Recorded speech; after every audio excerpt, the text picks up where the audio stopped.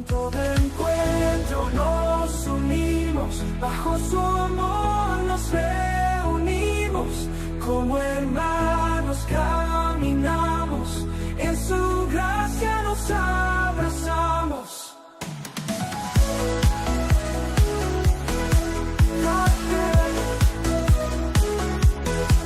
Cada paso lleno de fe, en su amor nos sentirás bien. Es la sangre derramada por Jesús. La sangre, primeramente. La sangre es un elemento fundamental para la vida de cualquier animal y obviamente nuestra vida. Esa sangre y esa vida, antes que nada vamos a saludar a todos aquellos que se están conectando por las plataformas y le damos la bienvenida a Punto de Encuentro. Que Dios los bendiga. Decíamos que esa sangre y la vida van unidas. Un cuerpo físico, si no tuviera sangre, no vive, está muerto. Y en la Biblia es igual.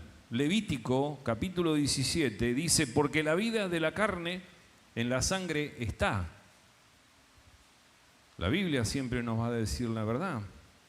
La sangre fluye a través de tus venas y de las mías, pero también fluye por todo el camino de la Biblia. Hay 427 relatos en la Biblia donde el tema principal es la sangre. Sin sangre, este libro estaría muerto. Y vos sabés que la iglesia primitiva lo entendió, también lo entendieron mucho los apóstoles. En Hechos de los Apóstoles hay 22 sermones que hablan de la muerte, de la sepultura y de la resurrección de Jesucristo. Obviamente que si hay una muerte como la que hubo un derramamiento de sangre.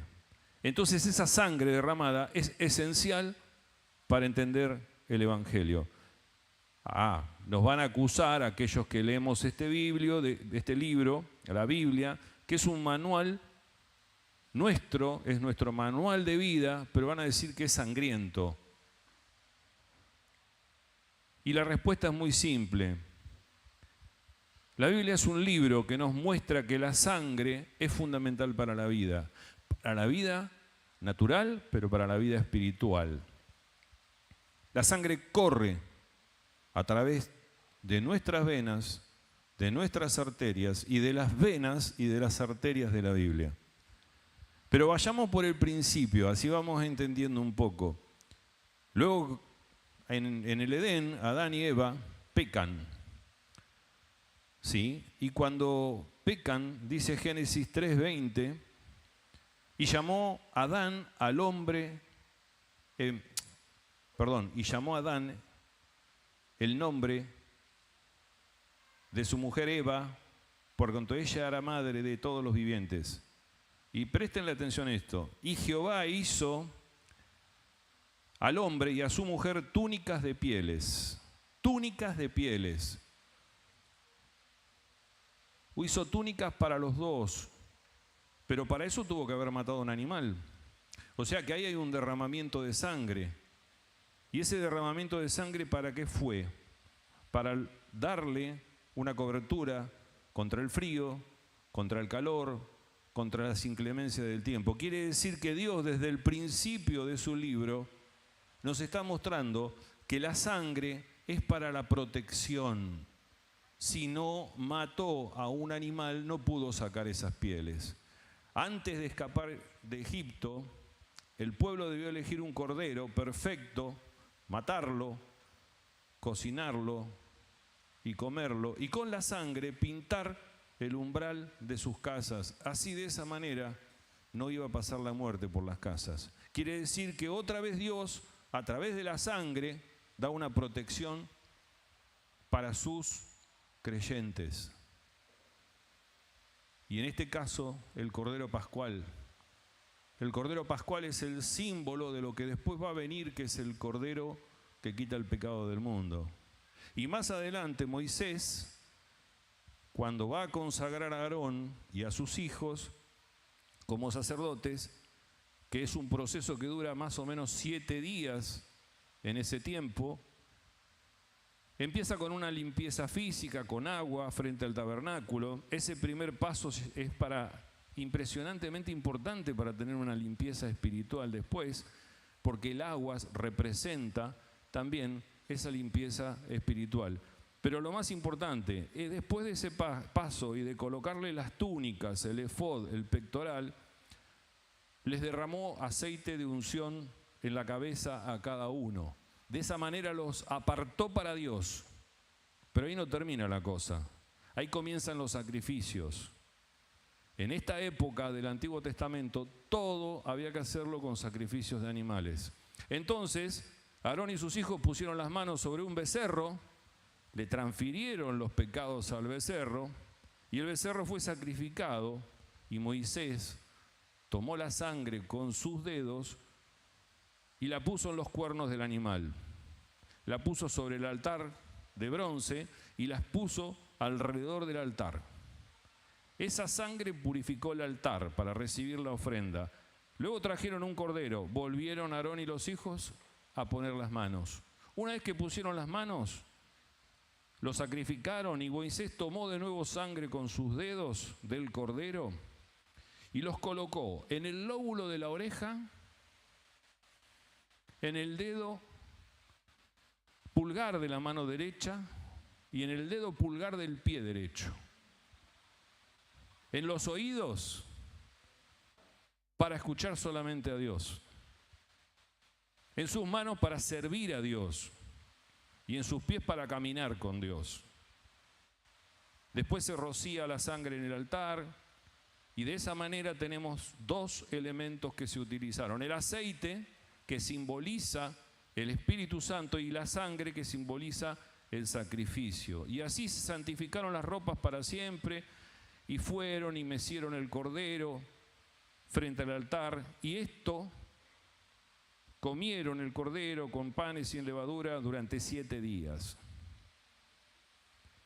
Estos son los hechos, algunos de los hechos que podemos rescatar. Pero ¿cuál es el hecho más importante de un derramamiento de sangre? El hecho más importante es el derramamiento de Jesucristo en la cruz, donde el sacrificio animal que tenía que hacerse todas las semanas ya no hace más falta, porque uno y para siempre se sacrificó por vos y por mí.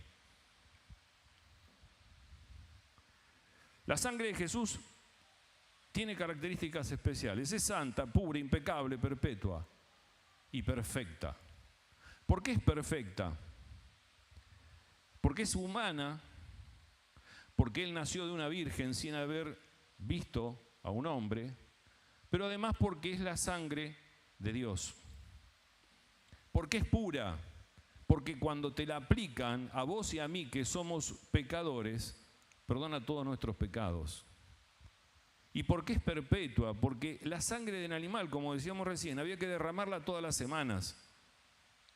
Era un presupuesto en sangre, en animales. Y eso no calmaba la ira de Dios ante el pecado. Entonces la sangre de Cristo, que no se va a secar nunca, que es una fuente de agua perfecta, eterna, fue la derramada para perdón de nuestros pecados. Dice Hebreos, capítulo 10, versículos 11 y 12. Ciertamente todo sacerdote está día tras día ministrando y ofreciendo muchas veces los mismos sacrificios que nunca pueden quitar el pecado.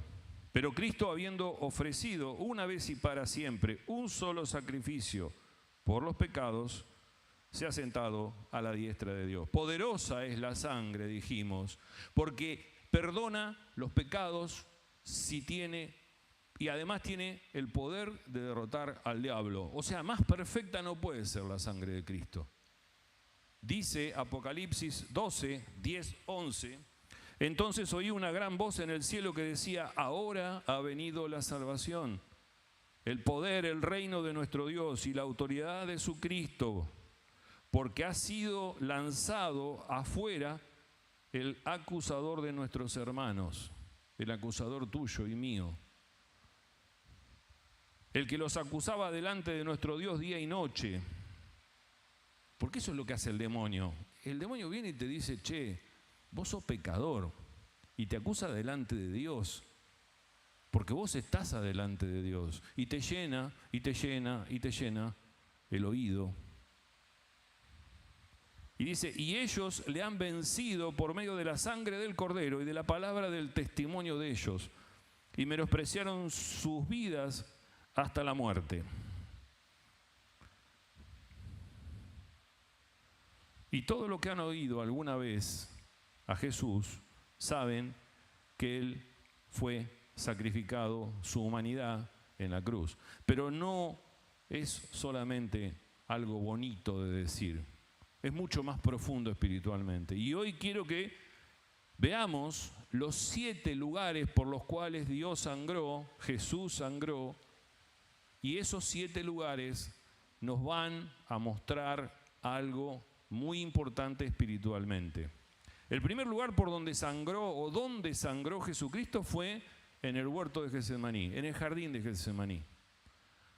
La noche de la cena, terminada la cena, en el aposento con sus discípulos, comiendo la Pascua, recordando ese hecho que fue el Cordero de la Pascua, en el momento en que salía el pueblo de Egipto, Jesús se pone a orar con mucha angustia, con mucho peso, y le salen gotas de sudor mezcladas con sangre. Los médicos confirman que esto es posible, ¿sí? Si estamos sometidos a un profundo temor, a mucho dolor, a mucha agonía interna, es muy probable que las venas se puedan romper. ¿Dónde? Por debajo de la piel. Entonces por los poros sale agua y sangre. Se llama hematohidrosis. O sea que es algo que puede pasarnos, no es una cuestión rara. El primer Adán, y presten atención, entregó tu fuerza de voluntad, mi fuerza de voluntad a Satanás. ¿En dónde? En el Edén, en el jardín del Edén. Y el segundo Adán, Jesús, redimió tu fuerza de voluntad y la mía en el huerto de Getsemaní. Mateo 26:39 dice, yendo un poco adelante, se postró sobre su rostro, orando y diciendo, Padre mío, si es posible, pasa de mí esta copa, pero no sea como yo quiero, sino como tú quieres. Jesús eligió seguir la voluntad del Padre. ¿Y vos y yo qué hacemos? ¿Somos obedientes? Jesús recuperó y restauró en el jardín lo que Adán había perdido en el jardín, nuestra fuerza de voluntad. Entonces, esa fuerza de voluntad, ¿para qué sigue? ¿Para qué sirve? Cuando uno está en adicciones, cuando uno tiene un problema con el alcohol, con el juego, con la violencia, la fuerza de voluntad es la que nos permite poder salir de eso. Entonces, en Getsemaní, la fuerza de voluntad perdida la renovó, nos la devolvió. Hoy, si somos en Cristo, podemos tener la fuerza de voluntad de dejar el cigarrillo, el alcohol, las drogas, el juego, la violencia. Pero para eso tenemos que declarar la sangre de Jesús. Entonces repitamos juntos, yo hoy declaro la sangre de Jesús sobre mi fuerza de voluntad. Y yo la declaro sobre tu fuerza de voluntad. Amén. En el segundo lugar donde sangró fue en las llagas de su espalda. A Jesús lo llevaron, lo pusieron en un lugar donde le pegaron con una cosa muy violenta y le pegaron 39 veces. Isaías lo había profetizado en su capítulo 35. En el versículo 5 dice, ciertamente llevó Él nuestras enfermedades y sufrió muchos dolores. Fíjense, 700 años antes de Jesús, antes de Cristo, Isaías profetizaba, ciertamente llevó Él nuestras enfermedades y sufrió nuestros dolores. Esto es el hilo conductor de la Biblia. Cristo está desde la primera palabra hasta la última. Y dice, y nosotros lo tuvimos por azotado, por herido de Dios y abatido, mas Él herido fue por nuestras rebeliones, o sea, por nuestro pecado, molido por nuestros pecados. El castigo de nuestra paz fue sobre Él, y por su llaga fuimos sanados. Las llagas producidas por los azotes, heridas profundas, fueron 39. ¿Saben cuántas enfermedades básicas de ahí salen? Todas las enfermedades son 39. Cada latigazo que le pegaron, cada golpe que le pegaron con esa cosa que tenía filos y que le raspaba la espalda de una manera tremenda, cada uno fue una de las enfermedades que el cuerpo humano tiene, las básicas para después salir todo el resto. Enfermedades en la sangre, enfermedades reumáticas, todas derivan, esas 39, de ahí derivan el resto. Marcos 1:40 y 41 dice: vino un leproso y rogándole e hincaba la rodilla, le dijo: si quieres puedes limpiarme. Y Jesús, teniendo misericordia de él, extendió la mano, le tocó y dijo: quiero, sé limpio. Y hoy y todos los días, si vos tenés fe, va a decir sobre tu enfermedad: quiero, sé limpio, quiero, sé sano, quiero, sé libre. Pero lo único que tenés que hacer es tener fe. ¿En quién? En Jesús, en el Rey de Reyes, en Él. Este leproso sabía que Jesús lo iba a sanar. Y no se animó a decirle: quiero que me sanes. Sino, si querés, podés limpiarme. Y Jesús le dijo: sí, quiero. Entonces yo te digo una cosa que surgió una vez y te la vuelvo a repetir. No digas si es tu voluntad, porque la voluntad de Dios es sanarte. Si vos le decís: si es tu voluntad sanarme, no le estás creyendo, lo estás poniendo en una situación de desconfianza, lo estás cuestionando. Entonces, para poder tener esa sanidad, para poder tener esa libertad, vos tenés que declararla y la tenés que agarrar. Amén. Y el no creer nos aparta de eso. Porque fíjate que en Santiago 1 dice: pero pida con fe, no dudando nada, porque el que duda es como la ola del mar, que se arrastra con el viento, echada de una parte a la otra.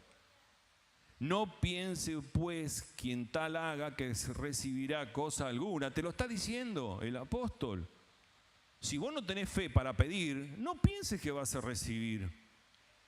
Y no le digas si sea tu voluntad. No, no, no y no.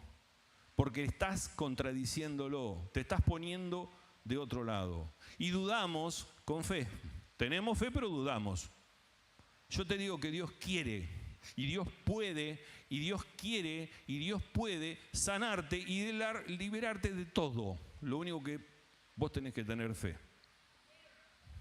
Dios hizo un pacto de sangre con nosotros.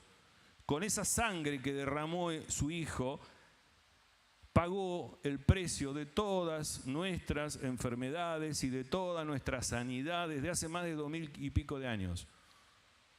No debemos entender, lo tenemos que entender, y tenemos que solamente extender nuestro brazo para poder agarrar ese milagro y recibirlo. Por eso quiero que hoy extiendas tu brazo y decís conmigo: declaro la sangre de Jesús. Tomo mi milagro por fe, porque en el nombre de Jesús todas las enfermedades pueden ser sanadas.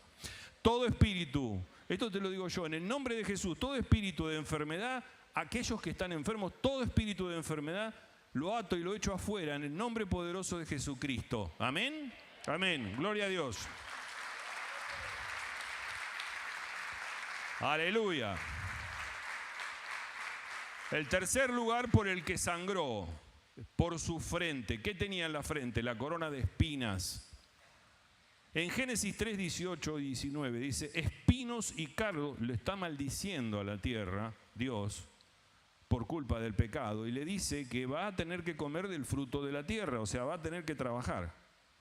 Espinos y cardos te producirá la tierra, comerás plantas del campo, con el sudor de tu rostro comerás el pan hasta que vuelvas a la tierra, hasta que te mueras. esa maldición sobre la tierra con espinos y zarzas o cardos, o en algunas son abrojos, o sea, cosas que lastiman. Esa maldición, al salir sangre de la frente de Jesús, que mojó las espinas de la corona, estaba eliminando la maldición. Estaba sacando la maldición. Esto es la gracia, el regalo que Dios nos dio a través de la sangre de su Hijo Jesucristo. Esta es la gracia.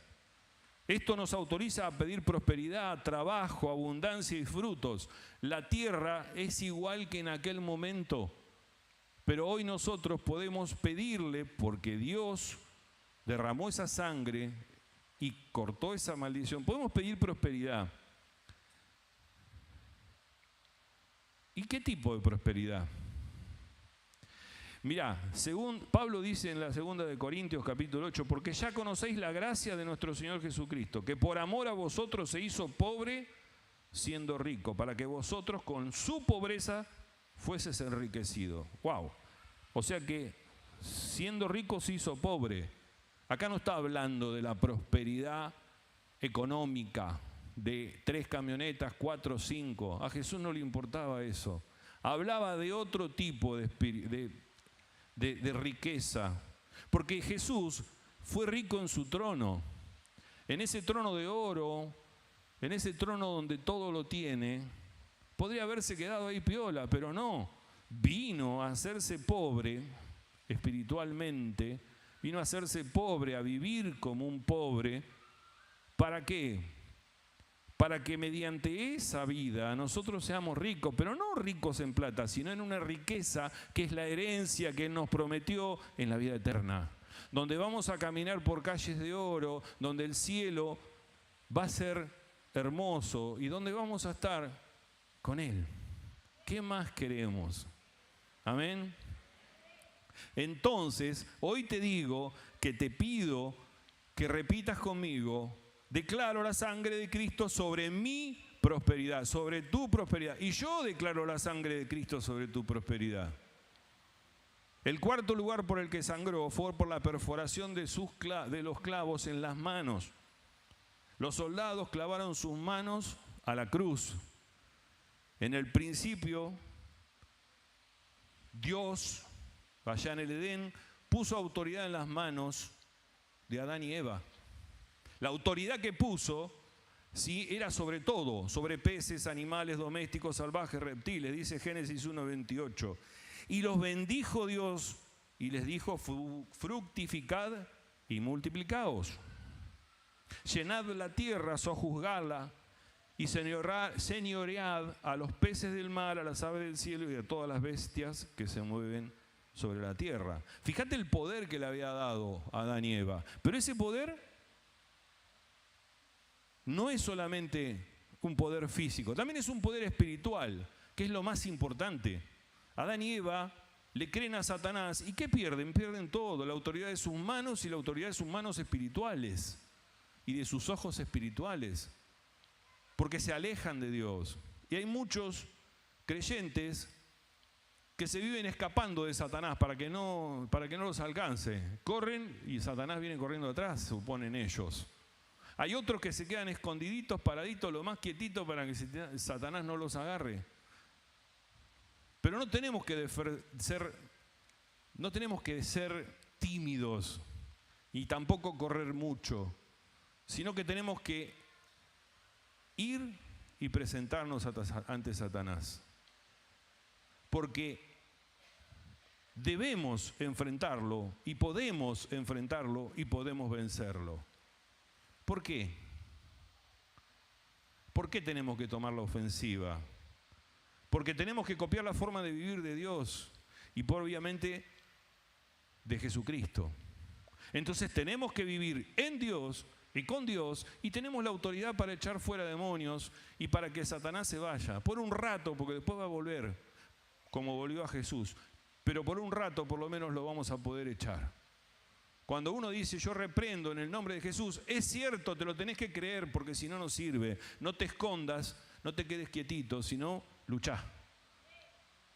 José era esclavo pero era exitoso y era próspero. Y yo quiero que todos seamos como José. Porque ¿qué tenía José? ¿Qué tenía José? ¿A quién tenía José? A Dios. Amén. Génesis 39:3 dice, y vio su amo, Potifar, que Jehová estaba con él y que todo lo que él hacía, Jehová lo hacía prosperar con su mano. Si Dios está con vos, todo va a ser próspero. Todo va a ser próspero. Tu vida va a ser próspero, tus hijos van a ser prósperos. No por ello van a ser millonarios, ¿eh? Entendeme. La prosperidad viene por otro lado, viene por lo espiritual. Entonces, vuelvo a repetirte, hoy lo decimos juntos, declaro la sangre de Jesús sobre mis manos y tomo autoridad sobre todo lo que Dios me dio. Yo declaro la sangre de Jesús sobre ustedes, en el nombre poderoso de Jesucristo. El quinto punto, y vamos rápido, y sangró por los clavos de sus pies. Esa sangre nos volvió a nuestro dominio y autoridad. Estamos destinados a ser cabeza y no a ser cola. Pero ¿sabes qué pasó? Le hicimos caso a Satanás. Y al darle nuestra autoridad al príncipe de las tinieblas y el príncipe de este mundo, nos convertimos en esas personas que debíamos estar en el cielo y hoy estamos abajo. Nos puso por cola, nos mantuvo bajo él, bajo su autoridad. Ahora, con la sangre de Jesús derramada, podemos pisar tranquilamente a Satanás. Dice Lucas 10:19, aquí os doy potestad para hollar serpientes y escorpiones, y sobre toda la fuerza del enemigo, y nada os dañará. Debemos declarar la sangre de Jesús entonces sobre todo lo que pertenece a nuestro camino, sobre todo lo que tenemos, nuestro matrimonio, nuestros hijos, nuestro trabajo, nuestra iglesia.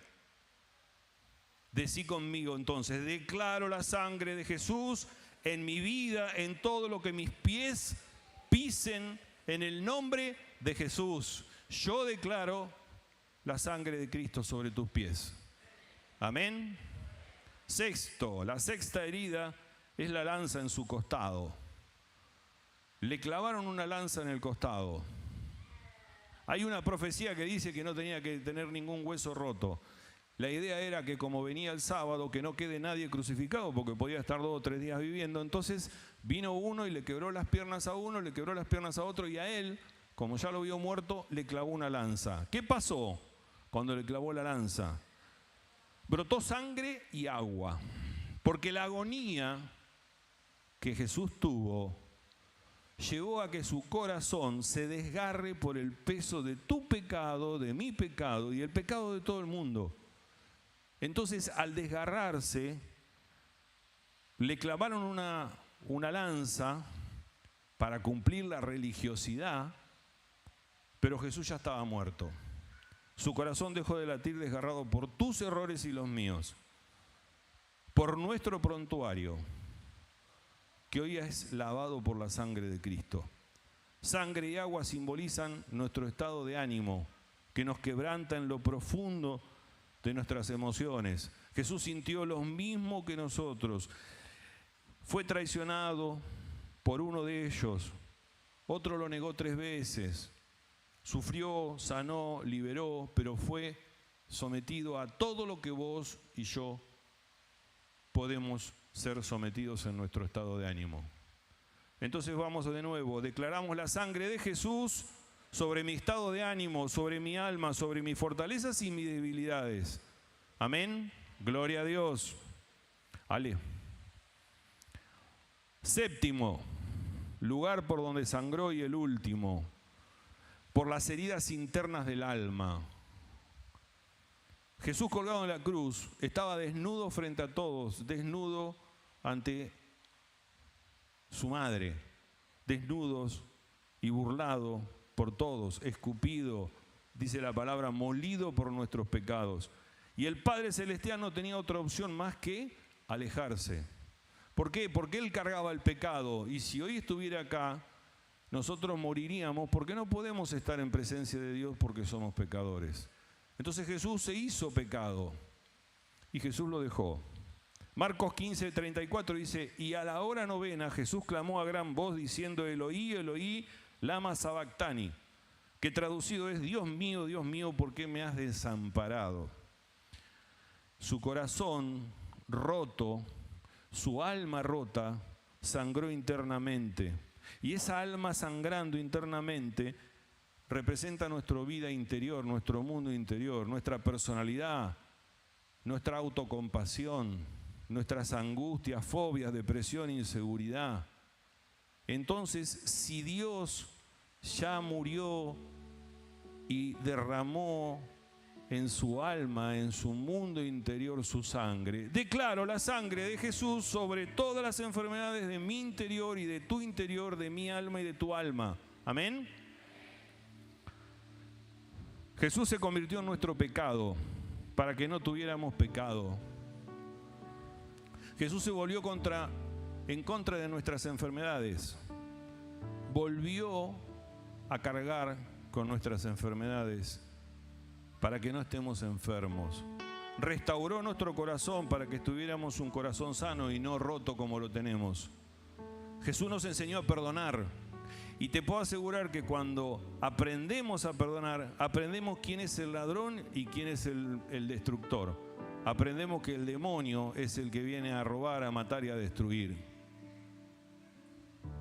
Y que el perdón nos sana. Aprendemos a luchar contra principados, contra potestades y gobernantes de la tiniebla en los lugares celestiales.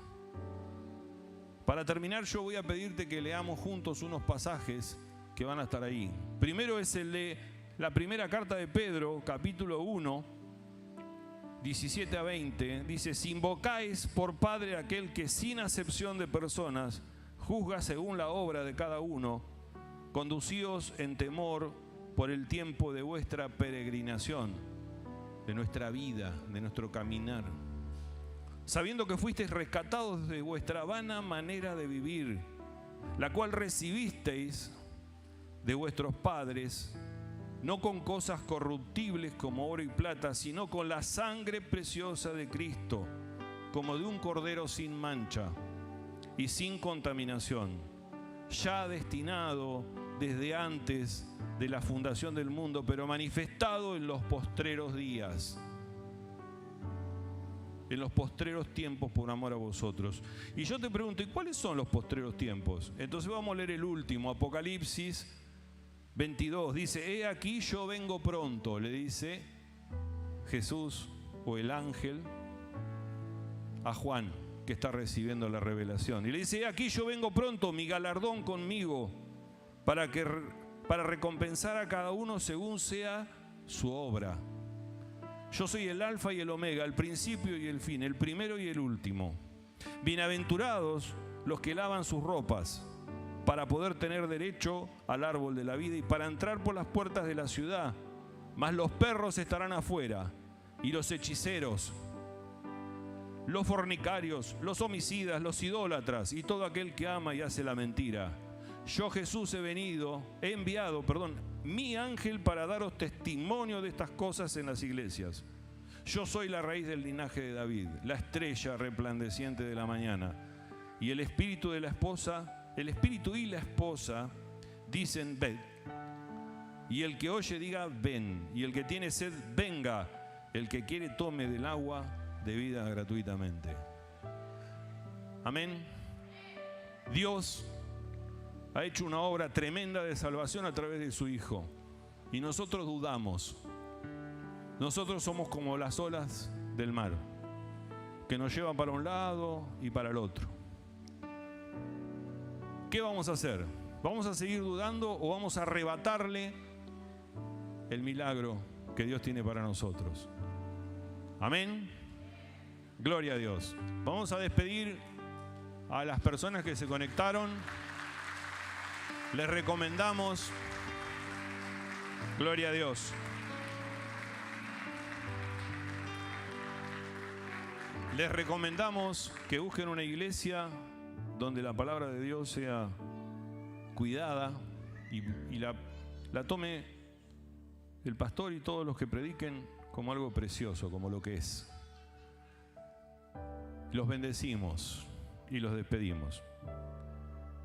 Punto de encuentro, nos abrazan con fervor. Aquí somos contenidos